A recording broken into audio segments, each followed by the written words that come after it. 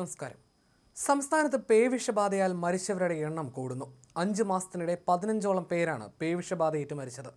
തെരുവുനായ ശല്യം രൂക്ഷമാകുന്നതാണ് പേവിഷബാധ വർദ്ധിക്കാനും കാരണമാകുന്നത്. തെരുവുനായ നിയന്ത്രണത്തിൽ തദ്ദേശ സ്വയംഭരണ വകുപ്പ് വലിയ പരാജയമായി മാറിയിട്ടുണ്ട്.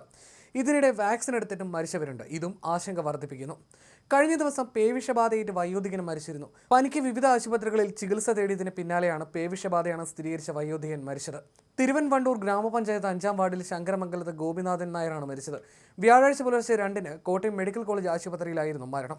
തിരുവല്ല വലിയ അമ്പലത്തിന് സമീപം കപ്പലണ്ടി കച്ചവടമായിരുന്നു തൊഴിൽ. 2 ആഴ്ച മുൻപ് തിരുവൻവണ്ടൂർ മിൽമ സൊസൈറ്റി പടിക്ക് സമീപത്ത് വെച്ച് നായയുടെ നഖം കൊണ്ട് മുറിവേറ്റിരുന്നു. സൈക്കിളിൽ പോകവെ നായ പിന്നാലെ ഓടിയെത്തിയപ്പോൾ മറിഞ്ഞു വീഴുകയായിരുന്നു. ഈ സമയത്താണ് നഖം കൊണ്ടത്.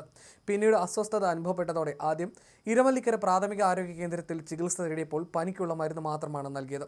സമീപത്തെ സ്വകാര്യ ആശുപത്രിയിലും ചെങ്ങന്നൂർ ജില്ലാ ആശുപത്രിയിലും ചികിത്സ തേടിയെങ്കിലും പേവിഷബാധ കണ്ടെത്തിയിരുന്നില്ല. പിന്നീട് ആരോഗ്യനില മോശമായതോടെ തിരുവല്ല മെഡിക്കൽ മിഷനിൽ പ്രവേശിപ്പിച്ച് നടത്തിയ സ്രവ പരിശോധനയിലാണ് പേവിഷബാധ സ്ഥിരീകരിച്ചത്. തുടർന്ന് തിങ്കളാഴ്ച കോട്ടയം മെഡിക്കൽ കോളേജിലെ തീവ്രപരിചരണ വിഭാഗത്തിലേക്ക് മാറ്റുകയായിരുന്നു. ഭാര്യ ശാന്തമ്മ, മൂത്ത മകൾ രഞ്ജിനി ഗോപി അംഗപരിമിതയാണ്. ഇളയ മകൾ രഞ്ജു ഗോപി ജർമ്മനിയിൽ നേഴ്സാണ്. സംസ്കാരം പിന്നീട്. സംസ്ഥാനത്ത് പേവിഷബാധയുള്ള മരണങ്ങൾ വർദ്ധിക്കുകയാണ്. കഴിഞ്ഞ 6 മാസത്തിനിടെ മരിച്ചത് 15 പേരാണ്.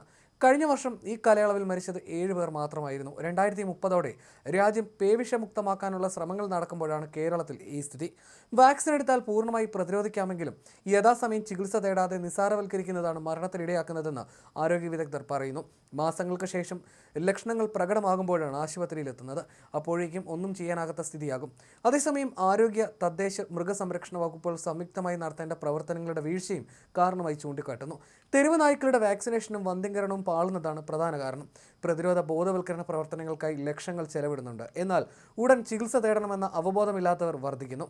തെരുവ് നായ്ക്കൾക്കും വളർത്തു നായ്ക്കും ഉൾപ്പെടെ ഒരു പ്രദേശത്തെ 70% നായ്ക്കൾക്ക് പ്രതിരോധ വാക്സിൻ നൽകിയാൽ പേവിഷബാധ നിർമ്മാർജ്ജനം ചെയ്യാനാകുമെന്നാണ് പഠനങ്ങൾ.